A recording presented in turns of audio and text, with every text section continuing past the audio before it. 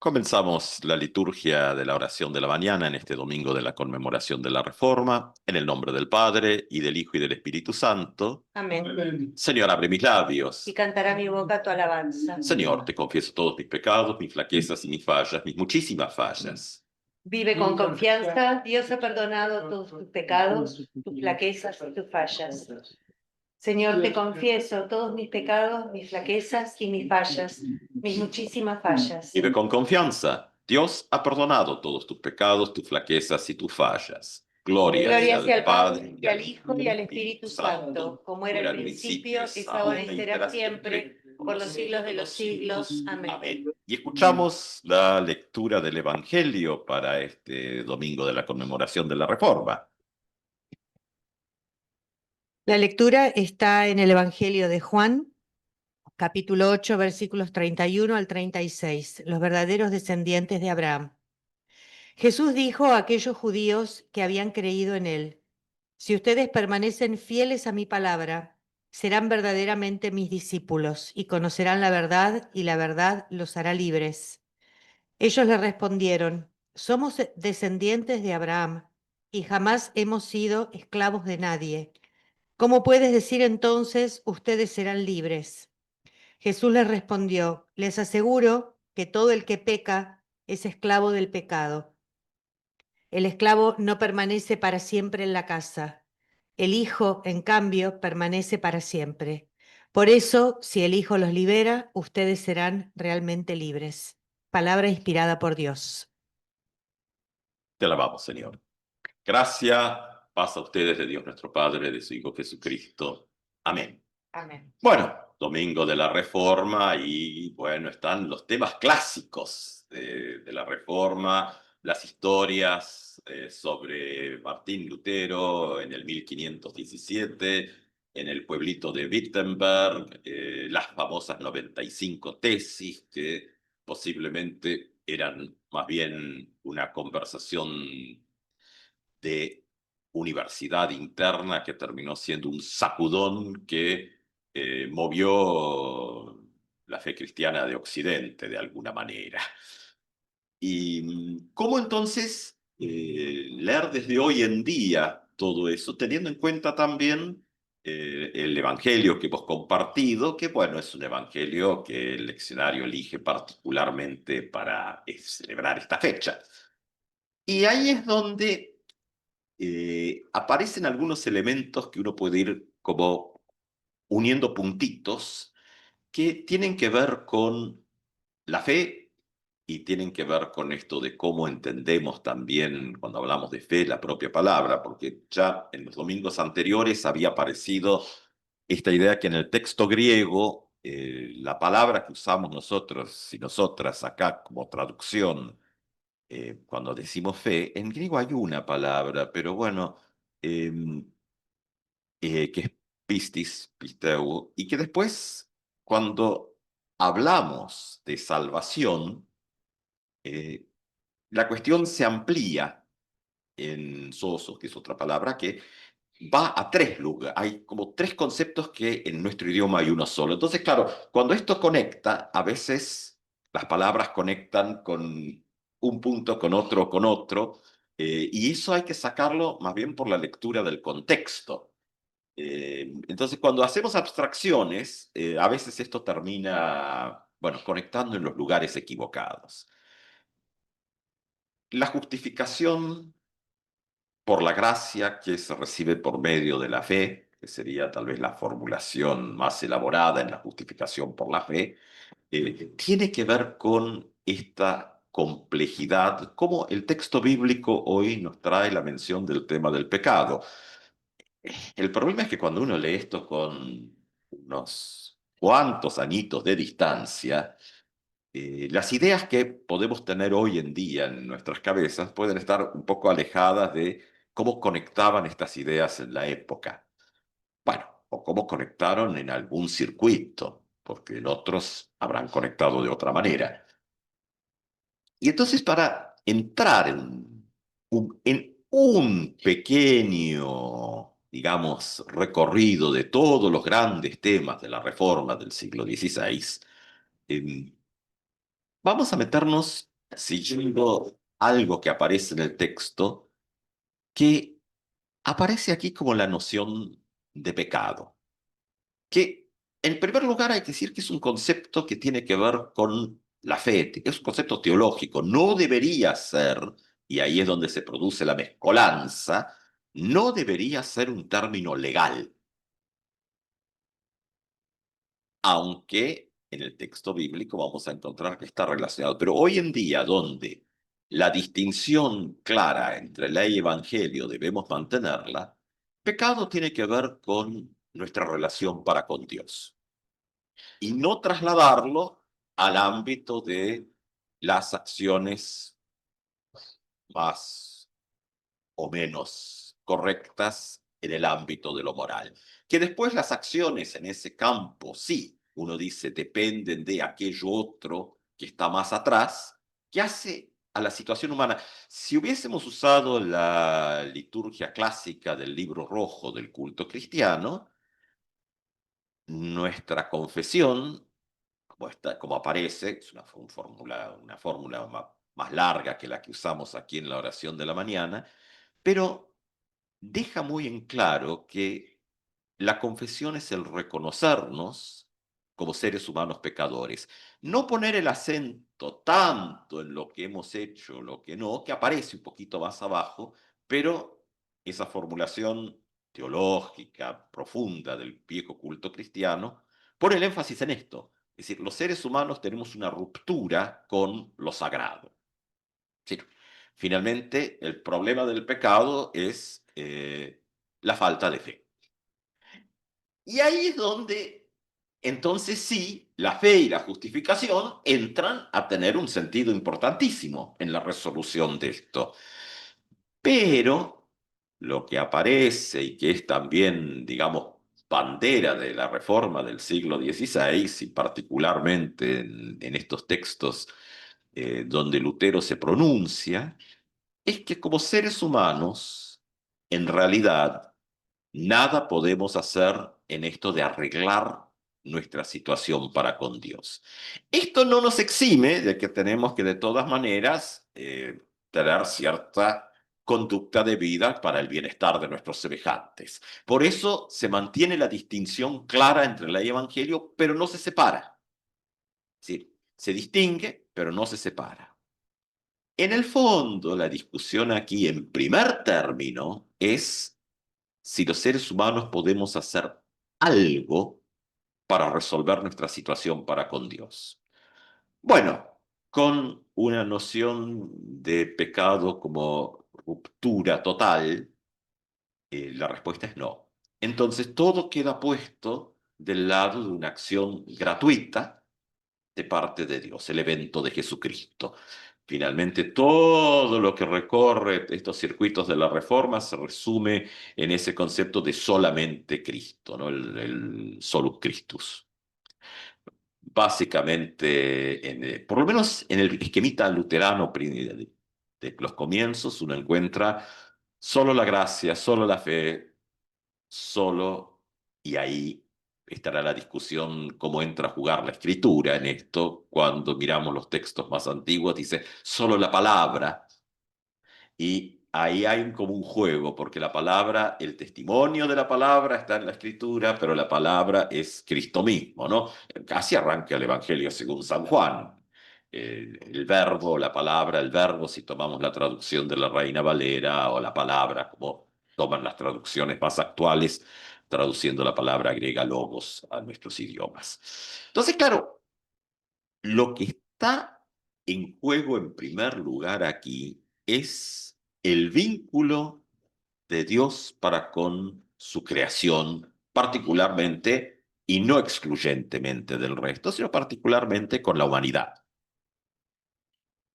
porque el resto de la creación, digamos, es víctima de la humanidad y no, no tiene parte del problema. Y eso lo podemos sacar del ámbito de la fe y llevarlo a una cantidad de otros ámbitos donde va a haber acuerdo con desde los ecologistas hasta donde querramos, que en realidad el resto de lo existente es víctima de lo que hacemos los seres humanos. O sea, no es algo que está totalmente encerrado en la caja de la fe. Esto lo trasciende. Ahora, ¿cómo entonces entra a jugar? Claro, en la época, siglo XVI, lo que se estaba construyendo como modelo era dónde participa el ser humano de esto. Bueno, la postura de la tradición luterana y Lutero en los textos, creo que es totalmente radical. El ser humano nada puede hacer para resolver esto y se resuelve por un acto que viene totalmente del lado de Dios.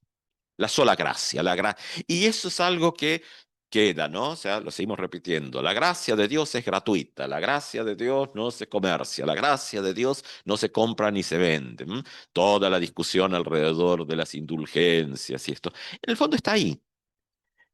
Lo cual no nos exime de qué pasa con nuestros semejantes, por eso la clara distinción entre ley y evangelio, pero nos pone en una situación ante Dios y aparentemente, por lo menos así nos llega, después la historia, bueno, las investigaciones históricas irán por donde irán, que lo último que escribe Lutero en un papelito en su lecho de muerte es algo que ha aparecido también en sus prédicas, es em, mendigos somos ante Dios. O sea, nada, nada, nada tenemos para dar, solo podemos esperar. Esto que podría ser un debate alrededor de cuál es la responsabilidad del ser humano, que cuando se mezclan las cosas, cuando ley y evangelio se mezclan, claro, aparece. Tenemos responsabilidad de sí, por supuesto, para con nuestros semejantes, para con el bienestar de la casa común, para con un concepto donde el Estado y la ley tienen que ver con el velar por el cuidado, pero no desde el ámbito de la fe, sino como consecuencia. Por eso encontramos también, y nuestro tradicional catecismo menor tiene los 10 mandamientos, el Padre Nuestro y el credo. La ley está porque hay un concepto detrás de que esta cuestión básica del cuidado, citamos a Lutero así medio sueltos, Dios la ha escrito en los corazones de todos los seres humanos, no solamente de la comunidad creyente, sea cual fuere. Es decir, como que ambas partes están. Ahora, la reconciliación aparece como algo que Dios establece libre y soberanamente desde sí, donde somos bastante pasivos en esto, porque inclusive nuestra respuesta a la gracia de Dios, que es la fe, donde decimos muchas veces, bueno, nuestra fe, y a veces la confundimos con el credo, la confundimos con otras cosas, con las creencias, también en nuestras tradiciones es un acto que depende del Espíritu Santo. ¿Qué dice el Catecismo Mayor? Dice la iglesia, algo así, dice Lutero, dice la iglesia, cuando habla de la iglesia es donde el Espíritu Santo nos lleva, todos dice, para que escuchemos la predicación del Evangelio, que entra en nuestros oídos, dice, y el Espíritu Santo la lleva a nuestros corazones donde nace la fe. Es decir, por un lado, hay una cuestión externa del Evangelio que se anuncia, pero lo que hace nacer la fe es Dios mismo como Espíritu Santo. Eso evita, por sobre todo, el control institucional sobre la fe. Es decir, no depende del predicador o la predicadora, aunque es necesario, y no depende del propio esfuerzo de quien lo recibe, porque la conexión que permite a la fe es un acto donde Dios interviene directamente, cosa que libera de cualquier otra intervención. No hay institución que vaya a decir, bueno, no, porque usted para obtener la salvación tiene que... La época de Lutero probablemente tenía que ver con adquirir, eh, más allá de las cuestiones teológicas profundas, pero adquirir la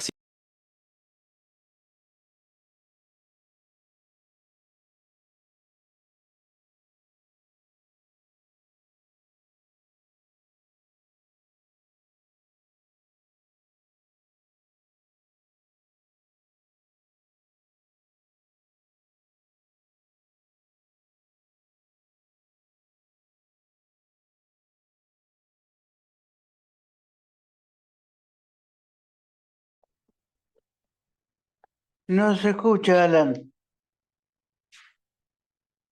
en lo que hace el mundo cotidiano a través del Espíritu Santo. Lo eterno, lo que se ha dado en el tiempo una vez para siempre, se actualiza constantemente en Dios con actividad constante, que decimos Espíritu Santo. El Espíritu Santo, quien es quien trae la vida en toda su plenitud. Entonces, cuando miramos la reforma, decimos, bueno, por un lado, nos encontramos como que nada podemos proveer desde nosotros mismos en cuanto a resolver nuestra relación con lo sagrado. Eso es gratuito. Sí, tenemos una responsabilidad que desde la fe es el amor hacia nuestros semejantes y en el campo de la ley tiene que ver con la ética del bienestar común que debe construirse. Ahora, esto trae una mirada renovada de una cantidad de cosas, inclusive de la noción del pecado, que es dramática y total, pero que también es sumamente liberadora, porque como nada podemos hacer por resolverlo, debemos ponernos simplemente en manos de Dios para esto. Entonces, no hay tampoco una institución ninguna que nos pueda regular si recibimos o no el perdón. El perdón de los pecados se declara. Si miramos el viejo orden del culto cristiano, vamos a ver que se usa esa palabra, declarar. El perdón proviene de Dios. A veces ahí se mezclan las palabras, especialmente en los usos de las liturgias posteriores que tienden a ser en la búsqueda de tener modos comunes grandes en el ecumenismo, lo cual está bien también, pero a veces, bueno, hay un poco de que todas las distintas tradiciones que a veces chocan entre sí, aparecen todas en una especie de licuado en el mismo texto.